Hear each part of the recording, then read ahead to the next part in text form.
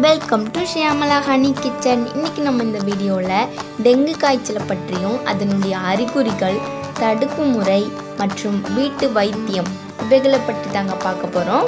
வாங்க வீடியோக்குள்ளே போகலாம். டெங்கு காய்ச்சல் என்றால் என்ன? டெங்கு காய்ச்சல் ஏடிஸ் எனும் கொசுவினால் பரவக்கூடிய ஒரு வைரஸ் கிருமியால் டெங்கு காய்ச்சல் ஏற்படுகிறது. இந்த வகை கொசு மற்ற கொசுக்களைப் போல அல்லாமல் பகல் வேளைகளில்தான் கடிக்கிறது.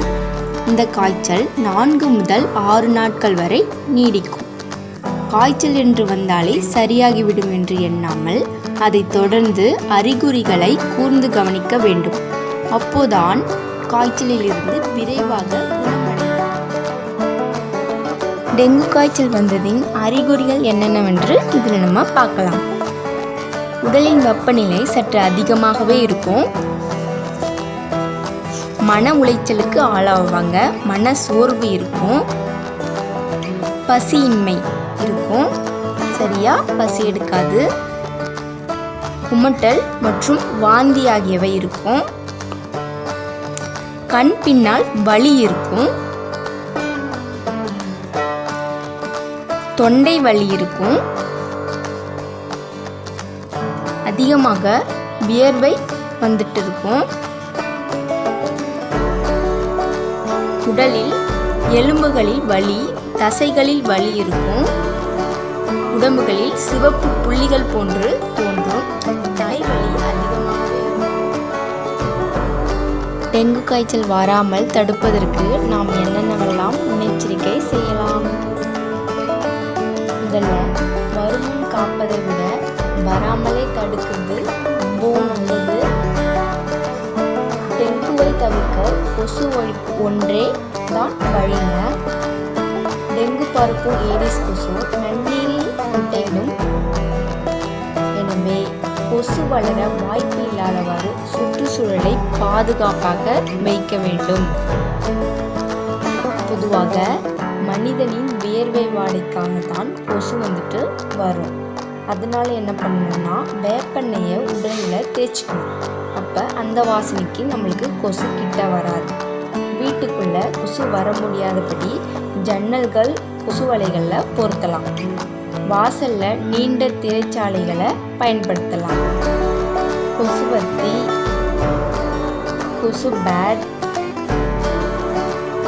அதுக்கப்புறம் கொசுவுக்கு ஸ்ப்ரே ஒன்று இருக்குது, அது இந்த மாதிரியெல்லாம் நம்ம பயன்படுத்தலாம். வீட்டை சுற்றி இந்த மாதிரி தண்ணி தேங்காதவாறு நம்ம கண்டிப்பாக பார்த்துக்கோங்க. அதோட தேங்காய் ஓட்டு, இந்த தேங்காய் சிரட்டைகளில் தண்ணீர் தேங்கி நிற்கும். அதுக்கப்புறம் இந்த பிளாஸ்டிக் வேஸ்டான பிளாஸ்டிக் பொருட்கள், தண்ணி பாட்டில், அது மாதிரி தண்ணி தேங்கி நிற்கும். இந்த ஆட்டு உரல்லாம் அப்படியே மழை தண்ணி தேங்கி நிற்கும். இந்த டயர்களில் அந்த ஓரங்களில் தண்ணி தேங்கி நிற்கும். இதெல்லாம் தண்ணி தேங்கி நிற்காதவாறு நம்ம கண்டிப்பாக பார்த்துக்கணும். அதோட ஃபுல்லாக கவர் பண்ணணும். ஃபுல் ட்ரெஸ்ஸு, கை காலெலாம் மூடுற மாதிரி கவர் பண்ணி ட்ரெஸ் போடணும். கொசு வலையில் இந்த காய்ச்சல் சிலருக்கு சாதாரணமான காய்ச்சலாக தாங்க இருக்கும். இதோட பின்விளைவுகளை சில பேர் அறிஞ்சிருக்க மாட்டாங்க. ஆனால் ரத்தம் உறைவதற்கு உதவும் முக்கிய வெள்ளை அணுக்களை அழித்து அதன் எண்ணிக்கையை குறைத்துவிடும் இந்த டெங்கு காய்ச்சல். இதனால் சிறுநீரக பாதை, எலும்பு மூட்டு ஆகியவற்றில் இரத்த கசிவை ஏற்படுத்தும். இப்படியெல்லாம் இருந்தால் மிகுந்த கவனம் செலுத்த வேண்டும். டெங்கு காய்ச்சல் வேறு விதமான பாதிப்புகளை ஏற்படுத்தாமல் இருந்தால் 7 நாட்களில் குணமாகிவிடும். டெங்கு காய்ச்சலை குணப்படுத்த வீட்டு வைத்தியம். பப்பாளி இலைச்சாறு. பப்பாளி இலையை நன்கு சுத்தம் செய்து அதை அரைத்து சாறாக்கி வடிகட்டி 10 ml வரை குடித்து வரலாம். இவை வெள்ளை அணுக்களின் எண்ணிக்கையை அதிகரிக்கும். துளசி நீரில் கொதிக்க வைத்து அருந்தலாம். நல்ல பயன் தரும். நிலவேம்பு குடிநீர் குடிப்பது மிகவும் நல்லது. வெந்தய இலை, இவை காய்ச்சலை மட்டுமல்லாமல் நீரிழிவு நோய்க்கும் சிறந்த தீர்வு அளிக்கிறது. வேப்பிலை, இதை நீரில் கொதிக்க வைத்து குடித்தால் நோய் எதிர்ப்பு சக்தி அதிகரிக்கும். மருத்துவரின் ஆலோசனையோடு ஆரஞ்சு, எலுமிச்சை பழம், சாத்துக்கொடி, நெல்லிக்காய், நார்த்தரங்காய் இவைகளை எடுத்துக்கொள்ளலாம். மேலும் கிவி பழம் மிகவும் நல்லது.